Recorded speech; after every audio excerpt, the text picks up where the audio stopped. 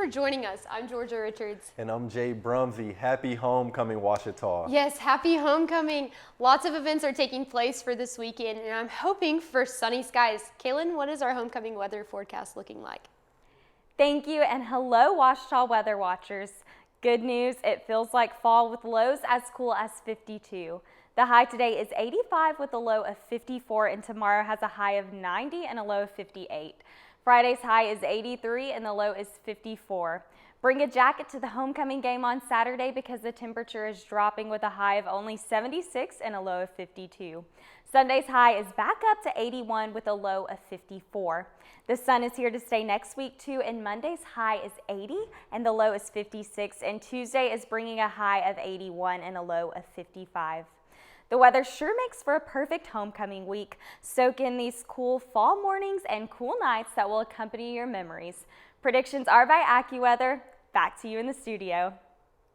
Thanks, Kaylin. Well, if you see any Adas with a different hairdo, they might have been at the Ada Barbershop. Ada Barbershop is a fundraiser where you pay to see a member's head shaved.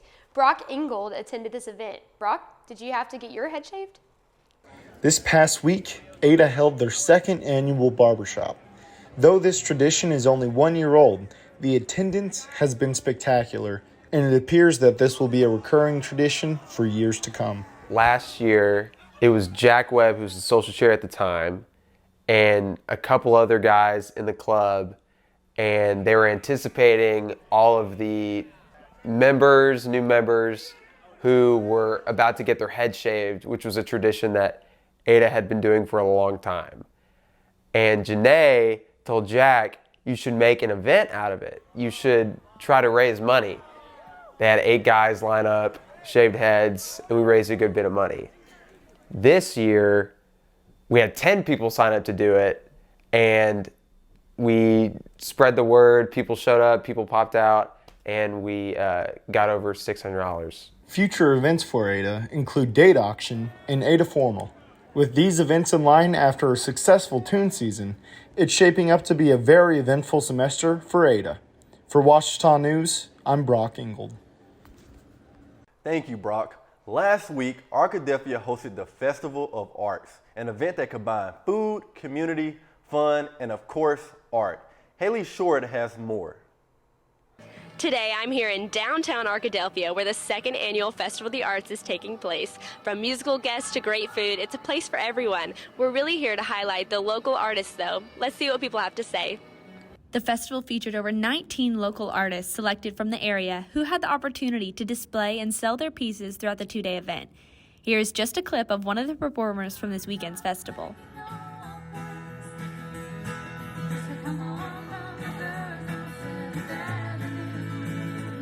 I'm here with Dr. Fayed, who actually has a pottery booth here, and she's going to tell us just a little bit about that. So I've been doing ceramics now for about 4 or 5 years, and the last year when we had the first annual Arkadelphia Festival of the Arts was my first time to do any kind of show at all. It's been really exciting to have an event like this in our town. It's a really high quality event, and last year we won the best small festival in Arkansas, so it's just really cool to be a part of something like this when I'm kind of new at the craft. Why do you think this is so beneficial for Arkadelphia as a whole? So it can bring people in from other places nearby, which is really nice, but you know, there's not always a lot going on in Arkadelphia, and it's just fun for us to get to do these things that normally we would have to go really far away to try to do. Later on, I had the chance to meet the live muralist painting throughout the festival. He even gave me the opportunity to join in on the fun by painting just a little piece. Follow at White's Artworks on Instagram to keep up with the progress of the mural downtown. But the kids at the event were less focused on the mural and seemed to prioritize the snacking aspect of the evening. What is your favorite food truck that is here? Me personally, I really love tacos over there. You mean taco? Yeah, the West of me. The West cheesecake. The West over there. I like cheesecake. I'm like that. Yeah, I like cheesecake too. I like that ice cream. I like the Italian ice one. Italian ice. It's great to see the city of Arkadelphia celebrating and having a good time. But if you missed the festival this year, be sure to come out next year for a good time. Back to you. Well, thank you, Haley. Now that the event that is keeping students up at night, singing and dancing, all while raising money for student scholarships, Tiger Tunes 2022 is here and is in full swing. However, getting the stage set up is a long process. Caroline Derby has been involved behind the scenes and has more on Tiger Tunes. Tiger Tunes 2022 is happening on this stage. People are around me right now working hard to provide all of the viewers with the show of a lifetime and a beloved Ouachita tradition. A lot has happened since March. On March the 13th, the clubs came and they chose their themes. They drew their spots for when they would get to choose their songs, where they would get to sit in the auditorium, etc. And since then, they've been working to craft their show. And so from about May, when they selected their songs and sent those into our audio production team, until about Labor Day, they turned in all of these items that we were able to sift through and say, we love it, or let's make some changes, let's work together to make some edits. And that is how they came up with their final production for Tiger Tunes 2022. Practice is 12 hours a week, so each club gets 12 hours to run their show. Most of them actually do this at off-campus locations. A lot of our churches in town are so kind to let them use their gyms in order to perfect their show. Many of them bring in speakers and microphones and boom boxes. It is so funny, but we get the opportunity as the Ouachita Student Foundation to go in and do what's called Club Love. So each week we join the clubs on Thursday and then one Friday in order to pass out snack cakes from Hostess, which are actually sponsored this year, dilly bars from Dairy Queen, and then popsicles. So we try and keep them all happy and refreshed while they're working those long and tiring hours. But they always seem to pull it together. It's so cool to me to see the first Club Love. On that Thursday night, they've got like an opener and, maybe 10, 12 moves. And then we end up at Friday night, late night practice, and they've got a whole show. And everyone is running around like crazy, supporting each other. And what's called swapping shows is when they get to watch and cheer on their other clubs and other organizations. So it is just a wonderful experience. They put in 12 hours a week for 4 weeks in order to make the production happen. Come to Jones Performing Arts Center this Saturday, October 8th, to find out the champion of Tiger Tunes 2022. Reporting here at Jones Performing Arts Center, I'm Caroline Derby, and this is Ouachita News. Back to you. 3, 2, 1.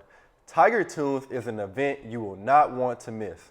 Well, Ouachita Athletics has had an exciting week.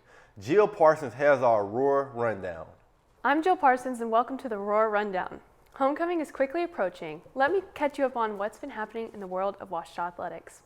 Ouachita football moved up to 5th in the nation at this week's AFCA Division II poll after its 48-7 win at Northwestern Oklahoma State last Saturday. After the Tigers got off to a quick start, they built a 28-0 halftime lead and added to that lead in the second half. Quarterback Riley Harms finished 15 for 18 passing for 177 yards and touchdown passes to Justin Dean and Connor Flanagan. TJ Cole finished with 15 carries for 113 yards and 1 touchdown. Kendall Givens ran for 94 yards and a touchdown, and Tucker Swoboda caught 6 passes for 61 yards.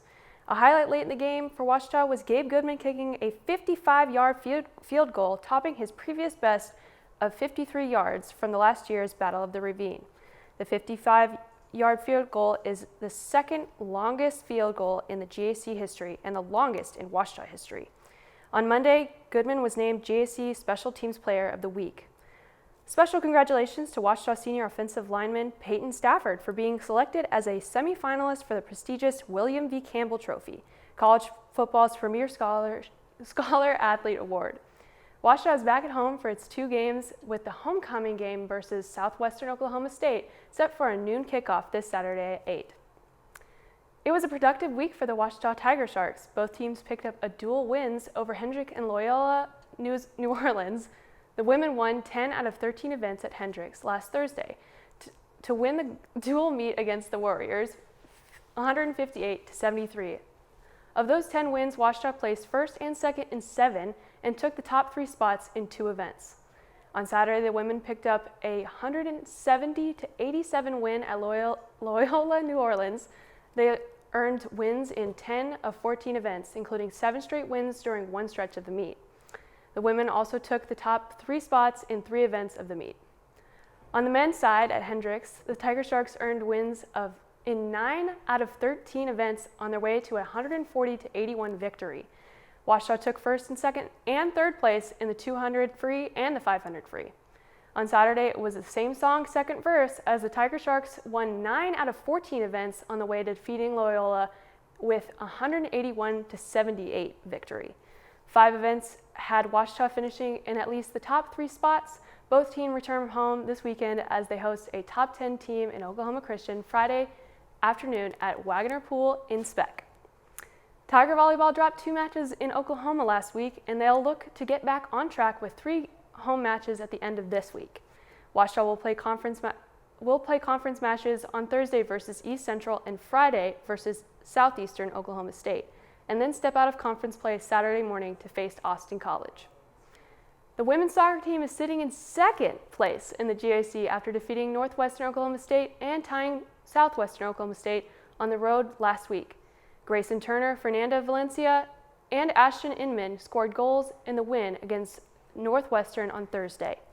Ouachita and SWOSU battled to a scoreless draw on Saturday. Michelle Snow was named GAC Keeper of the Week.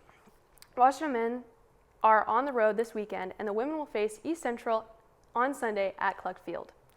We wrap up with cross country as the Tigers earned another win at the Argonaut Invitational in Pensacola, Florida last Friday. Taylor Keith won first place finish in the 5K with the only time under 20 minutes. She was named GAC Cross Country Runner of the Week for the second time this season. Caleb Swindle led the men's team with a second place win in the 8K. He was one of the 5 Ouachita runners who finished within the top 10 in that 8K race. Along with him was Whit Lawrence in 3rd, Lawson Sanders in 7th, Evan Artemage in 9th, and Jalen Becko in 10th. Cross country's next meet is at the Ozarks Invitational in Clarksville, Arkansas. I'm Jill Parsons, and that's this week's Roar Rundown. For more information about Ouachita Athletics, visit obutigers.com, and to watch live broadcasts of home events from Ouachita Sports Digital Network, visit osdn.live. Back to you. The Purple Plaza Party will take place Friday. Amidst waving purple banners, there will be games and activities planned by campus clubs and organizations, live music, a pep rally, and barbecue on the lawn. The 2022 Homecoming Court will be presented at this time as well. I just love homecoming season with tunes, the crowning of our homecoming queen and alumni coming home. It's a great time of the year.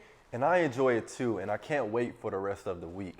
Well, that's all we have for you. Be sure to follow us on our Instagram and subscribe to our YouTube channel.